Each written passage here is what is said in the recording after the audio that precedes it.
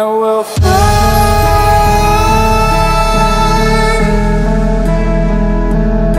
Oh, we'll fly away, away, away. Yeah. Hello, it's your boy Davidoff. So Captain Marvel has officially hit 1 billion at the box office. Was there not a boycott of this movie? Like, was there actually a boycott? Was the boycott even real? Because this movie has made 1 billion. Only the 38th movie in history to do so at the box office. That's pretty crazy. Like, considering people were hating on it so much, the fact that it's like so high up is just pretty crazy. So I thought the movie was okay, and a lot of people said it was bad, people said it was good, people said it was in the middle. I was in the middle. I thought it was passable, it was okay. I put it on the same level as the first Avenger, Captain America. I put it on that level. It's okay, it's somewhere in the middle. It's not terrible, it's not great. That's what I thought of it. And considering that, like, I'm surprised by this. Like, I did not expect this movie to make this much. So let's put it into perspective with other superhero movies in the MCU. Avengers Infinity War sits at 2 billion, one of only 4 movies to do so. The 3 movies above it came out around Christmas time, around December or January, so around Christmas, New Year time. Usually during that time, movies tend to make more money, apparently anyway, that's what I heard. I'm not really entirely sure on that, but the fact that Infinity War came out in April, which is not as popular a month as December or January, and it made that much money is pretty impressive. In 6th place is the Avengers, the first Avengers movie, 1.5 billion. If this movie didn't work, then who knows? We might not have got an Infinity War or what we're getting now. So it's a good thing that movie worked and we got 1.5 billion there, which at the time it came out, it was in 3rd place, but it's been overtaken since then. Down in 8th place, we have Avengers Age of Ultron. This movie for me was underwhelming, but it was still popular. It was still a fun movie in a way. Like, the fight scenes were cool, visuals were very much improved from the first Avengers, but it's still, like, to me it was underwhelming, mainly because of the villain. But it was very popular obviously at the time, and it made 1.4 billion, which is pretty impressive for that movie. And in 9th place, just behind, Black Panther. This is very impressive actually, considering like the only movies in the MCU that made more than Black Panther are Avengers movies. I think that says a lot. Like, that made a huge impact on people. That was a great box office, so 1.35 billion. Very impressive there. Down in 17th, we have Iron Man 3 at 1.2 billion. Now, for me, this is a bad movie. So, I don't know, like, this is below Captain Marvel easily for me. Like, this is bottom 3 MCU movies in my opinion. So I don't really know why it's that low down. I mean, I don't really know why it's this high up, not that low down, sorry. I don't know why it's this high up, I'm not gonna lie. Like, Iron Man 3, really? I mean, I kinda get it considering it was the first movie after the Avengers, which was very popular. And it was supposed to be the ending of Tony Stark's story arc as well. So I kinda get it, but still, that movie just wasn't good. At least to me anyway, maybe just my opinion, maybe you like it, whatever. Just above it as well, it's notable that Incredibles 2 made 1.24 billion. It's a superhero movie technically, so it's good to count that one in. Down in 19th place, we have Captain America Civil War at 1.15 billion. Now, I actually thought this would make more. I thought this would make more because it's basically Avengers 2.5 in a way, because it's still Captain America movie. It's still about Bucky and Cap and Tony Stark mainly. It's not really Civil War, but still I thought it would make more than it did, considering it had all the Avengers in it. So that was interesting. And it also introduced Spider-Man, Black Panther as well, so I'm surprised it didn't get a lot more. And Aquaman is just below Civil War as well. I'm impressed by Aquaman. Usually a yellow bar means it's still in cinemas. I don't know where it's still cinemas. I mean, it's not still in cinemas over here, at least as far as I know. But yeah, Aquaman is pretty high up, and I'm impressed by that. I'm really happy for DC that they got a movie there in the top 20. I think that's really great. A couple of notable entries: The Dark Knight Rises in 25th place at 1.084 billion. The Dark Knight in 37th at 1 billion, just about. And finally, Captain Marvel just behind The Dark Knight in 38th place. 38 movies. There's all of them that have made 1 billion at box office. By the way, The Dark Knight deserves more. It deserves a lot more. Like, you know, Warner Brothers, you know what you should do? You should re-release The Dark Knight. I know you did it last year for like the anniversary, but seriously, like, release it again for about 3 months. We need to get Dark Knight up the list, okay? Because it's the GOAT of superheroes, damn it. It's the GOAT movie.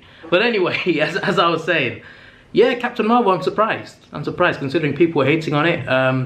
The hate started in the trailers. The hate started in the trailers because she's apparently not showing enough emotion. And they explain it in the movie. It's explained in the movie why she doesn't show it. It's because she's supposed to hide it. It's part of a story arc. She's meant to hide her emotions. So because they didn't explain it in the trailers, they're trying to hide that part of it, basically. People thought, oh, she's going to be bland the whole movie. And she wasn't bland the whole movie. She wasn't. Like, she did smile. Like, it's just that it was her job to hide her emotion. And also, it didn't really have a wow factor either. Like, the trailers didn't really have, like, an amazing thing in it. It was just, like, there were good trailers that were just there. But they were not like mind-blowing, you know? That was another thing as well. If they put more epic stuff in there, it probably would have been better. Like that fight scene she had at the start of the movie with like a lot of Skrulls. I think it was a lot of Skrulls anyway, I think. She had a big fight scene with her fists, and it was really entertaining. And then her comments surfaced. So she basically wanted more diversity in people that review movies. So she was talking somewhere, I think at an award show, she was talking about how she doesn't need a straight white man to tell her what she thinks about A Wrinkle in Time. It's not made for him. It's made for biracial women, basically. That's what she said. I haven't seen that movie, so I can't really comment on that. But, like, there's nothing wrong with wanting diversity. It's just the way you send the message. It's the way she sent the message. It felt like she was excluding white men from watching A Wrinkle in Time. And people took it the wrong way. But people took it out of context as well. Because she said it about A Wrinkle in Time. And she was talking about critics, the people that review the movies officially. She was not talking about the general audience. She was not talking about the audience. So people took it as in the way that white men can't watch Captain Marvel. Like, that was not what she said. She said she doesn't need a straight white man to say what doesn't work about A Wrinkle in Time. A Wrinkle in Time, not Captain Marvel. And yes, I know, for Captain Marvel, she asked for a more diverse critic base as well. I get that. But she was talking about critics specifically, the people that review movies, not the audience. But the audience took it as, I'm a straight white man, I can't watch Captain Marvel.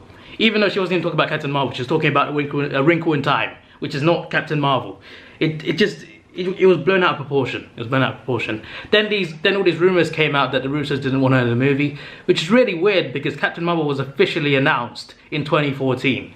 So Infinity War started work when? 2016? They knew she was in the MCU. They knew she was coming in the whole time of filming Infinity War. So surely they would have known that when they were signing up. They surely would have known that she would be in one of their movies in Endgame. Like, surely, like, her movie was announced in 2014. I just don't understand these random rumors. Like, I want to see the Russos. Like, if you showed me a video or a quote, a direct quote of the Russos saying it, then I'll believe you. But there's no one's proving it. People are just saying the Russos didn't want her in the movie. I don't get it. Like, I can't just believe rumors. And apparently there's rumors that Disney bought out cinemas just to like pay off the box office or something. Why would you pay to make money? Does that make any sense? Look, if you can prove that, I'll believe you. Like, genuinely, I will. I will believe you if you can prove that. But no one's proving these things. Like, prove these things to me, and then I might believe you. But with people just making up stuff, I think they just want to hate on it. Like, there's two sides to this. There's people that really like it, like really like it, and I think they're exaggerating a little bit. Like the critics put it as pretty high on Rotten Tomatoes, and I think they're exaggerating. I think they're exaggerating to make it look good, make it look better. And then there's the other people who just want to hate on it for whatever, because they don't like what she said mainly, which is it's just how it is. And there's people in the middle as well, like me, who's just like, I mean, I know what she said, and I don't like the way she said it. The way she said about, I don't need straight white men to tell me this. That was wrong. Like, there's nothing wrong with asking for diversity, but it's the way you send the message is the issue. And people take it the wrong way. And people got offended by what she said, even though she wasn't talking about them. She was talking about critics. And because of that, people were trying to boycott. They were calling for boycott, watching Alita instead. Alita was good as well. Alita was a really good movie. So if more people watch that, that's great. That gets more support. I think that's great. But did it make more money, Alita? It needs to, like, I need to check the box office on that. Did the boycott even happen? Like, seriously. I think one of the reasons why it made more money, people say because of Endgame, I guess so, but Ant-Man and the Wasp links to Endgame as well, and it didn't make $1 billion. Ant-Man and the Wasp, I didn't like that movie, to be honest. It came at the wrong time for me. But people say it's because of Endgame, and I get that. She's going to be in Endgame. She's going to be powerful in Endgame. So I get why people watch it because of that. But I think one of the other reasons is because of the boycotts. Let me just elaborate a little bit. Basically, when things are controversial, it tends to get more clicks. You know what I mean? Like on a YouTube video, if someone makes something with a controversial opinion, more people would click on it and say what they want or watch the video, whatever. Say something like, I can't think of an example, but if you say something controversial on a YouTube video, if you make a controversial video, you're likely to get more views. It gets more attention. So because there was a lot of controversy around Captain Marvel, I think in the same way, people went to go and see it because of the controversy. They were like, people are angry about this, I'm wondering why. Let me go and buy a ticket and see it and see what they're talking about, you know? And I forgot to talk about, by the way, the movie itself.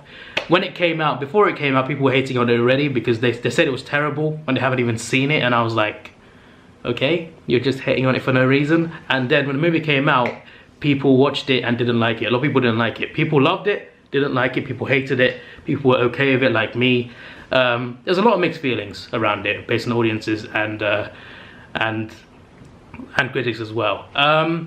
The original like Rotten Tomatoes audience score was like 30-something%, and I didn't believe that, to be honest. Like I mean, maybe people thought it was actually bad, but I felt like it was that low because of people just hating on it without watching it. I think a lot of people who didn't watch it just wrote with fake reviews. I think it definitely happened, because since then it's gone up past 50%. It's gone up a bit higher, and it's like, it was impossible for me to believe that only 30% of the audience liked Captain Marvel. That sounded a bit odd to me, to be honest with you. It didn't deserve the level of hate it got, but yeah, you know, opinions are opinions. I'm not trying to say that if you didn't like it, you're a hater. No, it's nothing like that. If you don't like it, you don't like it. If you hated it, you hated it. That's fine. But actually have reasons for it. If people just hate it without watching it, or just hate it just because they don't like her, that's just a bit weird, you know. If you hate it because you don't like her acting in the movie, that's fine.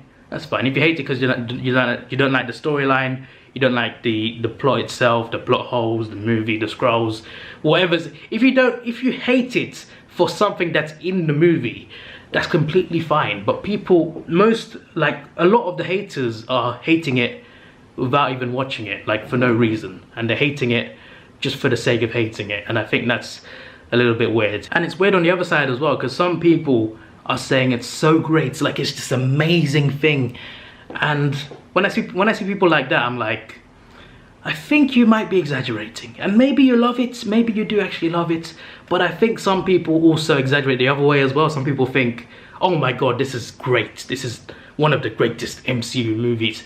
I think people who say stuff like that are also exaggerating as well, the wrong way. They're also like trying to make the movie look better, seem better, when instead it's not actually that good. It's not actually as good as they think it is, and they're giving it a pass because it's a female-led superhero movie. And yeah, both sides, you know, there's extremes on both sides that are just like really weird. You know, there's hating for it for no reason and loving it more than you actually do for no reason as well. It's just, I don't know. There's a lot of divided stuff on this, but as a superhero fan, you know, the more money they make, the more we get. So I'm glad that she made $1 billion, along with the other movies as well. It's a surprise though. This movie was a surprise to make $1 billion for me. Like, my prediction was 700, 800 million, around there. But $1 billion, that's mad. That is actually really mad. Aquaman as well, I'm happy with that. Hopefully Shazam as well maybe makes $1 billion. I don't think it would. Like, after Aquaman, I've said Shazam won't, but Captain Marvel made it there pretty quickly, so Shazam good as well. Like, I did not expect Captain Marvel to make $1 billion at all, let alone before Shazam came out. That was just like, that's mental. That's actually mental. But yeah, there we go. This video's all over the place, to be honest, but I thought I'd make a video about it because I'm a movie fan and I want to make more movie related movies, and movie news is a thing that I could make. So if they like cast Batman, then I'll make a video about it. I'll be like, I don't like him, or I love him, or he's not Ben Affleck, or he's not Christian Bale, you know what I mean. Yeah, this is your boy Davidoff. Please like, share, subscribe. Thanks for watching. Have a good day and see ya.